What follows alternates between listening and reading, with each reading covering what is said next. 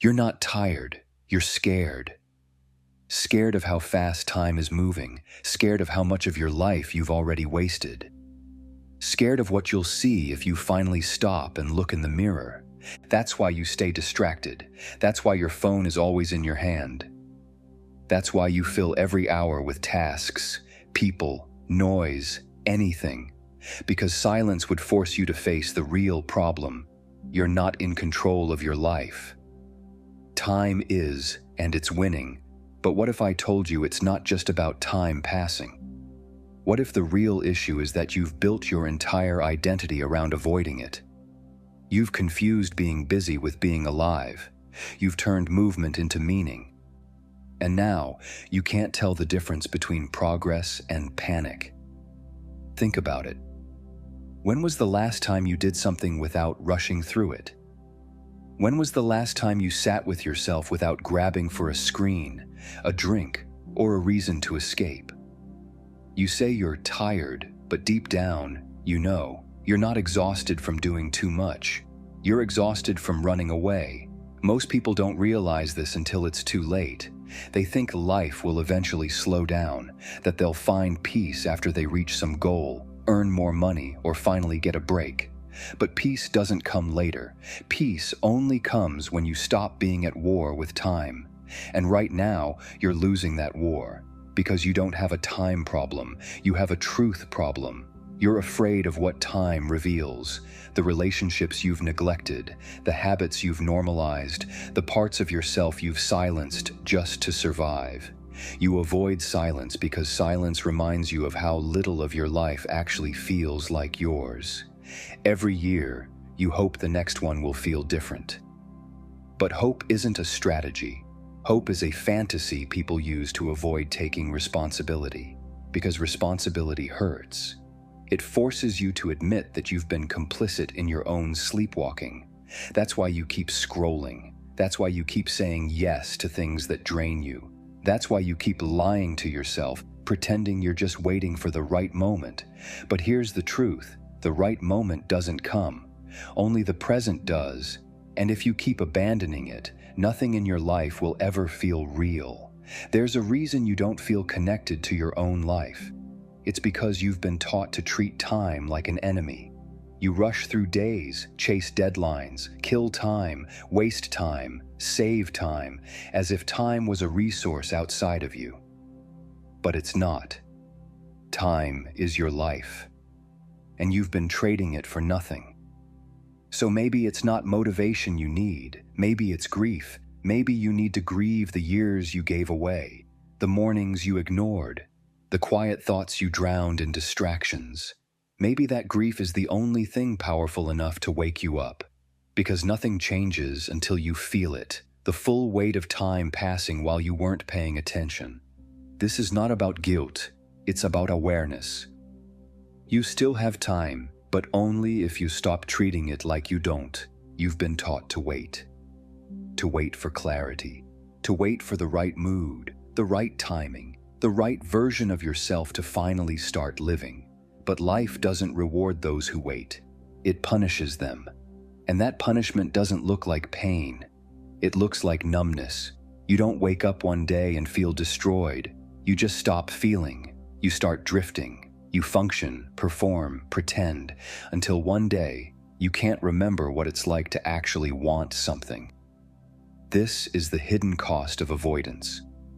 You don't just avoid pain, you avoid joy, you avoid presence, you avoid becoming who you were supposed to be. Because every time you suppress discomfort, you also suppress your aliveness. Maybe that's why you feel disconnected. Not because your life is objectively bad, but because you've become a stranger to it. You're living someone else's plan, someone else's rhythm, someone else's version of success. And deep down, your soul knows. That quiet voice inside you isn't trying to ruin your life, it's trying to return it to you. But to reclaim it, you'll have to confront the patterns that stole it in the first place. Avoidance doesn't always look like laziness. Sometimes it looks like overcommitting, perfectionism, constant busyness. It looks like productivity that drains your spirit. like relationships that keep you safe but stagnant, like chasing goals that were never really yours. You think discipline is your problem, but your problem isn't discipline. It's honesty. You're not struggling to stay consistent. You're struggling to admit that you hate the path you're on, and you always have. And as long as you lie about that, no amount of self-help will save you. So you distract yourself with ambition, with content, with temporary highs and future fantasies. But underneath all of it, there's a question you're afraid to ask. If I stopped avoiding myself, what would I find? You don't want that answer, because you know it would require change. Real change. Not surface-level habits or morning routines, but the kind of change that costs you comfort, control, and the stories you've used to justify playing small. But here's the secret. Everything you're looking for is buried on the other side of that discomfort. Your peace, your confidence, your clarity. They don't come from avoiding chaos. They come from walking through it with your eyes open. And the life you truly want, it's not waiting for you. It's waiting through you. It's behind the hard conversation you keep avoiding, behind the boundary you're afraid to set, behind the quiet moment you always interrupt with noise. You're not here to chase a perfect life. You're here to remember who you are before fear taught you to forget. That's not a motivational line, that's a psychological necessity, because if you don't reclaim your attention, the world will keep programming it for you. And what they'll program is obedience, passivity, self-doubt, a life of almost. And you deserve more than almost. You deserve to feel awake. But first, you'll have to stop running. Not from the world, from yourself. You don't break overnight. It happens slowly, quietly, like a leak in the ceiling that you pretend not to notice. One drip, then another. Until one day the entire structure gives in, and you're left wondering how you didn't see it coming. But you did see it. You just got used to it. You got used to waking up tired even after sleeping. Used to doing things that drain you and calling it discipline. Used to a life that feels more like maintenance than meaning. And your mind, brilliant, adaptive, loyal, adjusted for survival. It started numbing you to what it couldn't change. It rewired your responses, normalized your dysfunctions, and called it adulthood. That's how self-sabotage becomes a lifestyle. Not through rebellion, but through repetition. Through the lie you tell yourself every day, this is just how things are. But it isn't. It's just how things have been. You weren't born afraid. You weren't born doubtful, disconnected, distracted. These are learned reflexes, symptoms of a mind that got tired of losing. And when the mind loses enough, it starts lowering its expectations. It starts aiming for safety, not growth, comfort, not meaning. You tell yourself you're being realistic, but that's not realism. That's resignation. You're not adapting to life, you're adapting to fear. And the most dangerous part is that fear doesn't always scream. It whispers. It comes dressed as rationality, as practicality, as being smart. It tells you to wait, to think it through, to play it safe. But here's the truth. Fear will always give you good reasons to stay stuck. It will always offer you just enough comfort to keep you from changing, just enough stimulation to keep you from feeling, just enough hope to keep you from acting. That's how it wins. Not by overpowering you, but by lulling you into a life that requires no resistance. And your body knows it. That's why you're always tense, even when you're doing nothing. That's why you can't relax, even when everything seems fine. Because deep down, you're carrying the weight of an unlived life, a pressure that comes from self-betrayal, and no amount of rest can heal what resistance keeps in place. This is the slow collapse. When your mind stops believing in a future different from your present. When your imagination turns from possibility to prediction, and all it predicts is more of the same. And still, you pretend you're okay. You perform stability. You manage symptoms. You look functional, but functionality isn't the same as fulfillment. You're keeping it together on the outside while falling apart where it counts, inside. It's not too late, but it will be if you don't start noticing the leaks. If this content makes sense to you, don't forget to leave a like and subscribe. Thank you. Because the danger isn't just in losing yourself, it's in forgetting that you ever had something to lose.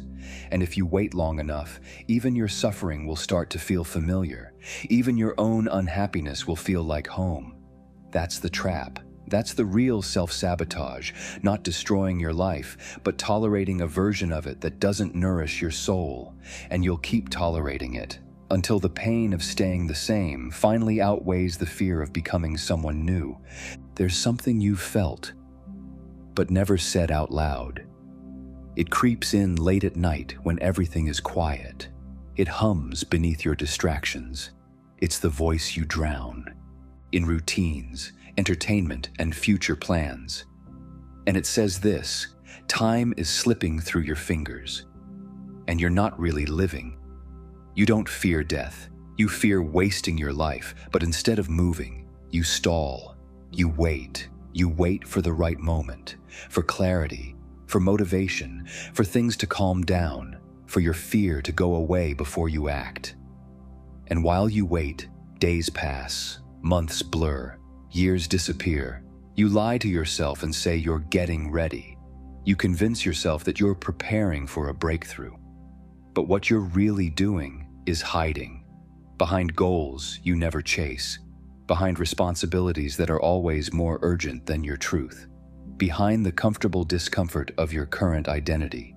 You're not standing still, you're slowly retreating, becoming more afraid to try, more protective of your routine, more skeptical of change.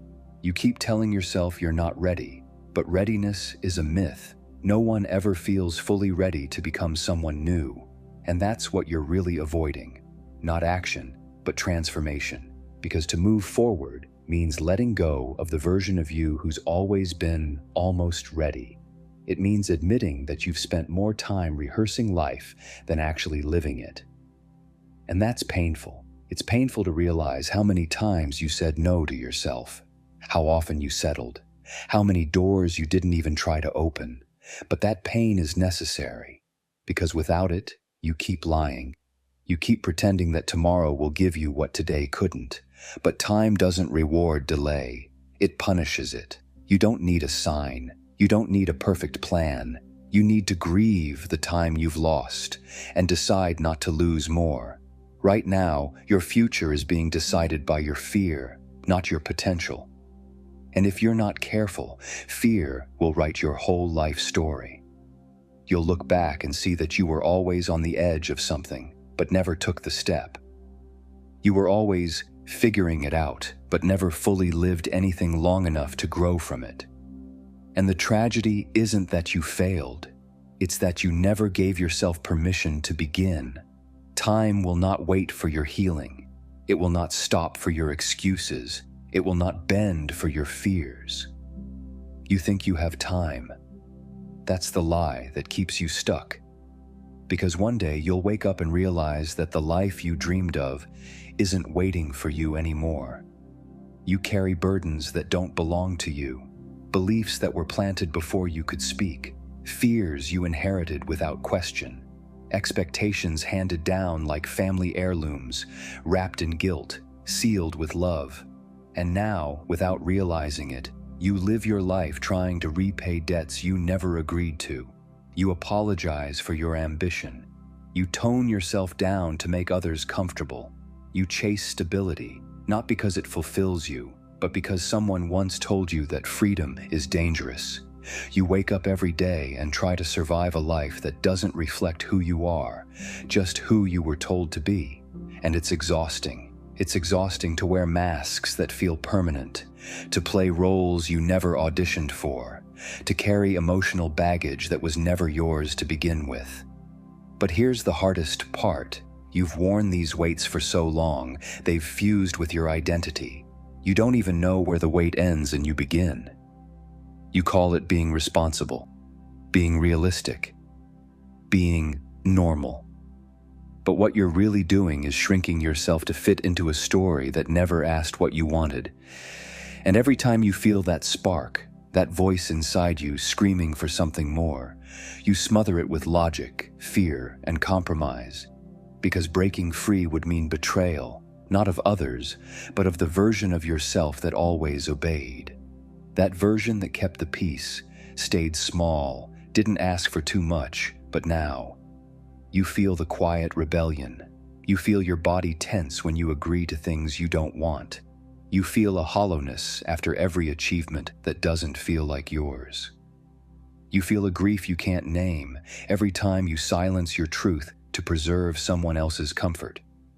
This isn't a crisis, it's a signal that the life you're maintaining is out of alignment with the person you're becoming. You're not broken, you're just buried under the stories, fears, and values of others. And until you question them, they will run your life. Silently, relentlessly, permanently. You'll say things like, "I don't know who I am," but what you really mean is, "I don't know how to live without pretending." There's a difference between honoring your past and being imprisoned by it. And many of the weights you carry, perfectionism, guilt, fear of disappointing others, aren't your legacy. They're your chains. You didn't choose them. But you can choose to stop carrying them. That choice won't be loud. It won't feel victorious. It will feel like loss, because it is.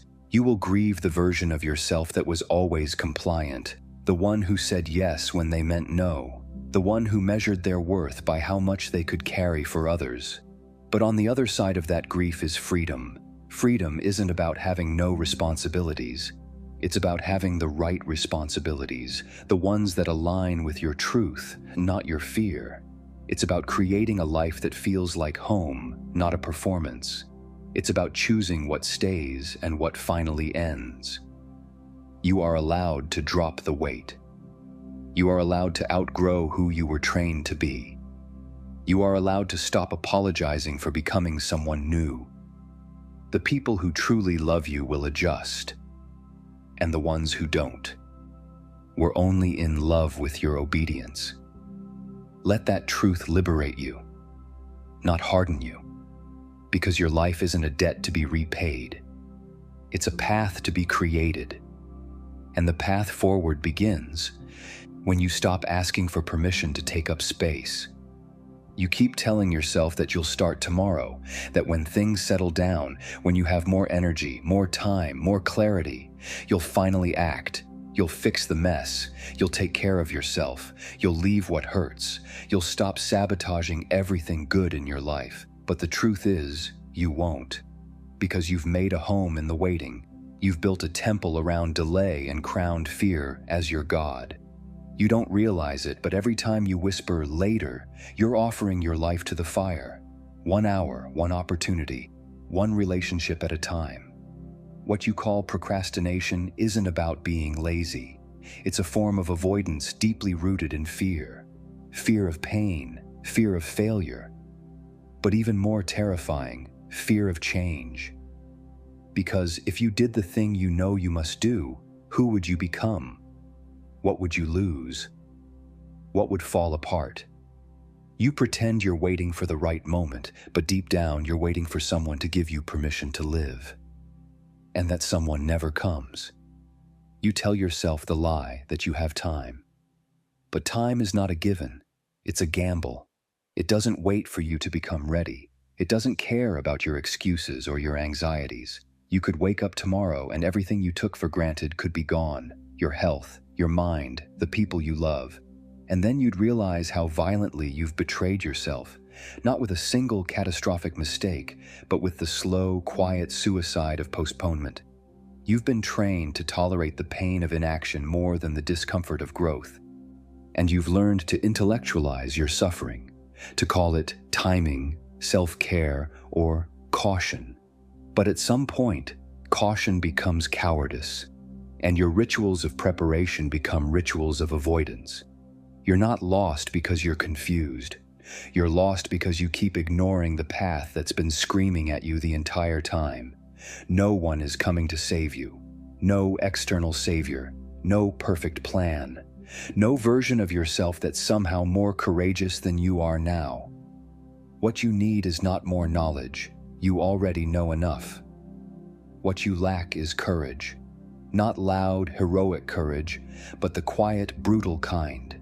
The courage to sit with your discomfort, to grieve the versions of yourself that died when you stopped trying, and to start again anyway.